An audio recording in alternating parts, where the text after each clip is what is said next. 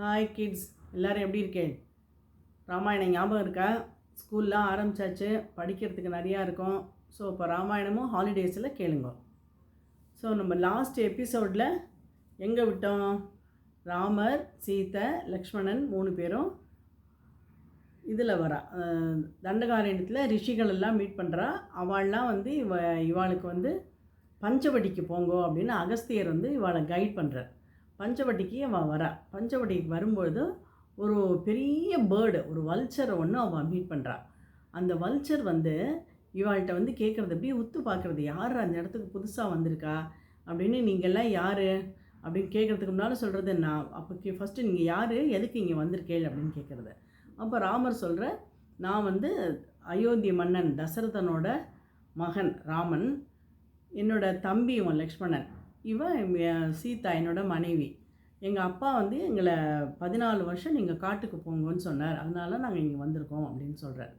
அந்த அயோத்தி மன்னர் தசரதர்னு சொன்னோடனே அந்த பேர்டுக்கு வந்து, அதுக்கு பேர் ஜடாயுன்னு பேர். அந்த பேர்டுக்கு அந்த பேர்டு வந்து ரொம்ப ஹாப்பி ஆகிடுறது. ஏன்னா அந்த கழுகு, பெரிய கழுகு, அது வந்து வயசாகிடுது, ரொம்ப ஓல்டாக இருக்குது, வயசானது.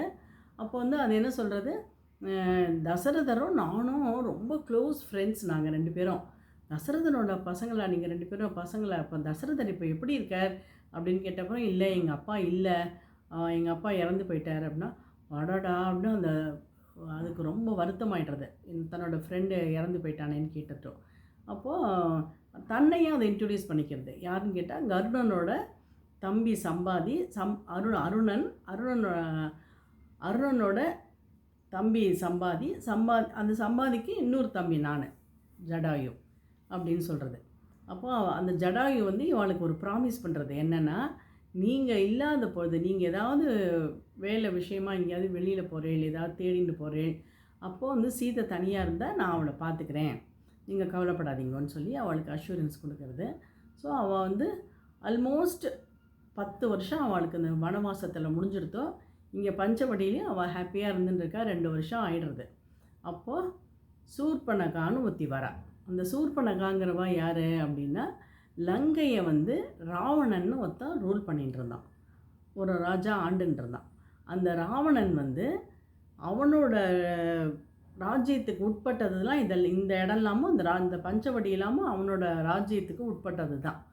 அங்கே அந்த பஞ்சவடிக்கு பக்கத்தில் கரண், தூஷணன்னு 2 பேரும் அவனுடைய பிரதர்ஸ், அதாவது கசின்ஸ். அவள் வந்து அவளை ரெப்ரஸன்டேட்டிவாக வச்சுருக்கான் அந்த இடத்த அவள் பார்த்துக்கிறதுக்கு.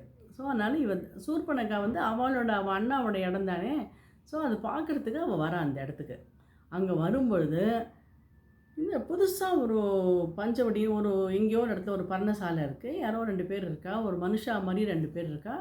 யார் இந்த 2 மனுஷா அப்படின்னு வந்து எட்டி இருந்துன்னு பார்க்குறா. பார்த்தா ராமர், ரொம்ப அழகாக இருக்கார் ராமரை பார்த்தோன்னே அவளுக்கு ரொம்ப பிடிச்சிடுறது.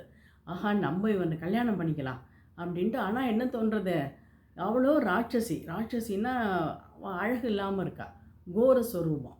அவளுக்கு ஏன் சூர்பனகான்னு பேருனா, அவளோட நகம் வந்து மொரம் மாதிரி இருக்குமா. மொரம்னா உங்களுக்குலாம் இப்போ என்னன்னு தெரியுமா என்னன்னு தெரில. அப்போல்லாம் அந்த காலத்தில் தானியங்களெல்லாம் க்ளீன் பண்ணுறதுக்கும் ஒன்று வச்சுருப்பா, இப்படி புடைப்பா, அதை வச்சுட்டு. அதுதான் அப்போ அந்த மரம். அது இப்போல்லாம் நம்ம சின்னதாக வச்சுக்கிறோம் வீட்டில், பெருக்கி அந்த குப்பையை அள்ளுறதுக்கு அந்த மரத்தை யூஸ் பண்ணுறோம்.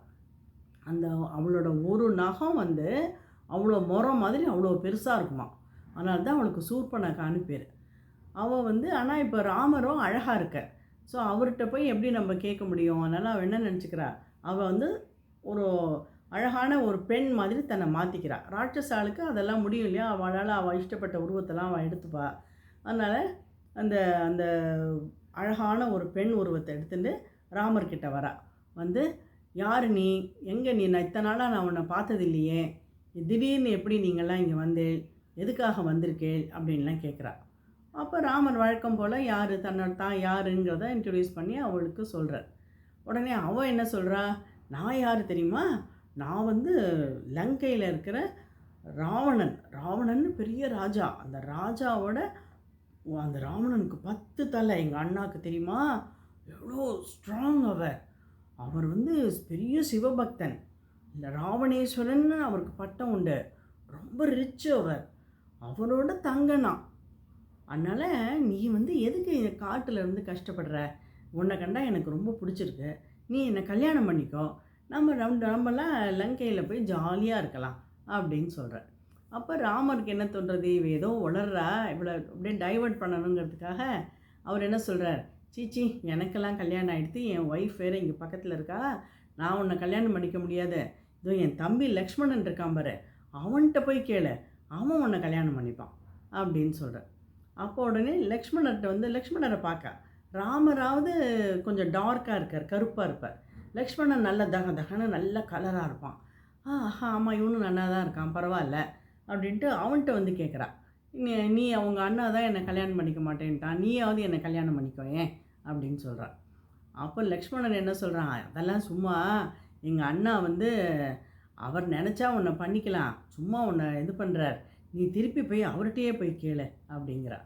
அப்போ உடனே திருப்பி போய் அவள் போய் நீ என்னை கல்யாணம் பண்ணிக்கோங்கிறா. அப்போ ராமருக்கு கோவம் வந்துடுறது, என்ன இவன் சரியான முட்டாளாக இருக்கா, சொன்னால் புரிஞ்சுக்க மாட்டேங்கிறா, திருப்பி அவள் டிஸ்டர்ப் பண்ணிகிட்டே இருக்கா இவளை அப்போ உடனே அவர் என்ன சொல்கிறார் லக்ஷ்மணன்ட்ட, லக்ஷ்மணா இவளை இப்படிலாம் விடக்கூடாது, இவளுக்கு சரியான லெசன் டீச் பண்ணணும், இவளை என்ன பண்ணணுமோ பண்ணி அனுப்பு அப்படிங்கிறார். உடனே லக்ஷ்மணன் தன்னோட கத்தியால் அவளோட மூக்கை அறுத்துடுறான். அறுத்துட்டு அவளை துரத்தி விட்டான். உடனே அழுதுண்டே போகிறான். அப்போ அங்கே பக்கத்துலேயே அவளோட கசின் அந்த கரண் தூஷணன், அவள் தானே ராவணனோட ரெப்ரஸன்டேட்டிவாக அந்த இடத்தெல்லாம் ரூல் பண்ணிட்டுருக்கா, பார்த்துட்டுருக்கா. ஸோ அதனால் அந்த கரண் தூஷணன்ட்டு போய் அவள் சொல்கிறா, இந்த மாதிரி பாரு, இங்கே 2 மனுஷ பூச்சிகள் உட்காந்துட்டு நம்ம இடத்துல அவள் ஆக்குப்பை பண்ணிட்டு இந்த மாதிரி அட்டகாசம் பண்ணுறா, என்னை பாரு என் மூக்கு அறுத்துட்டா, நீ இப்போவே போய் அவளை கொலை பண்ண, அவளுக்கு சரியான பனிஷ்மெண்ட் கொடு அப்படிங்கிறா. உடனே அந்த கரண் என்ன சொல்கிறான், மனுஷ பூச்சிகள் தானே, அவளுக்கு என்ன நம்ம என்ன பெரிய படையெல்லாம் அனுப்பணுமா அப்படின்ட்டு ஒரு 14 சேனாதிபதி 14 பேரை அனுப்பிச்சு போய் நீங்கள் அந்த ராமனை போய் கொண்டுட்டு வாங்க அப்படின்னு சொல்கிறான். அந்த 14 பேர் போகிறா. ராமர் நோ டைம், அவனை 14 பேரையும் ஜெயிச்சுடுற, அவளை 3-4 அவளோட சண்டை போட்டு அவளை கொலை பண்ணிவிடுற, அவளை ஜெயிச்சுடுற. இவன் திரும்பியே வரல. பார்த்தா ஐயோ, அப்போ உடனே சூர்பனகை மறுபடியும் போய் அந்த கரண்ட்டை சொல்கிறான், என்ன நீ ஆளை அமைச்சிருக்க, அவன்லாம் வேஸ்ட்டு, 14 பேரும் செத்து போயிட்டான், இப்போ நீயே கிளம்பி வா, அந்த ராமனுக்கு நீ சரியான டீச் பண்ணணுங்கிறா. அப்போ அந்த அவன் கரனோட தம்பி தூஷணன் அவன் என்ன சொல்கிறான், அவன் அண்ணாட்ட, அண்ணா நான் முன்னால் போகிறேன், நீங்கள் பின்னால் வாங்கோ அப்படின்னு சொல்லிவிட்டு அவன் நிறைய படையெல்லாம் எடுத்து படை திரட்டிண்டு அவன் நிறைய பேர் சோல்ஜர்ஸை கூட்டிகிட்டு போகிறான். போனாக்க அவ்வளவு பெரிய ராமர் சும்மா அநாயாசமாக அவர் கவலையே படலை, எல்லாரையும் சண்டை போட்டு அத்தனை பேரையும் கொலை பண்ணிடுறார். ஸோ கரண் தூஷணன் அத்தனை பேரும் செத்து போய்ட்றான், அவளோட ஆயிரக்கணக்கான பேரும் செத்து போய்ட்றான். இவளுக்கு ரொம்ப ஷாக் ஆகிடுறது, என்னடா அது, இதுக்கெல்லாம் காரணம் யார், அந்த சீத்தை. இந்த சீத்தை இவ்வளோ அழகாக இருக்கா, அதனால தான் அந்த ராமனுக்கு இவ்வளோ திமிரு, பாரு இவனை என்ன வழி பண்ணுறேன் பாரு அப்படின்ட்டு நேரம் ஓடுறான் அவன் அண்ணாட்ட.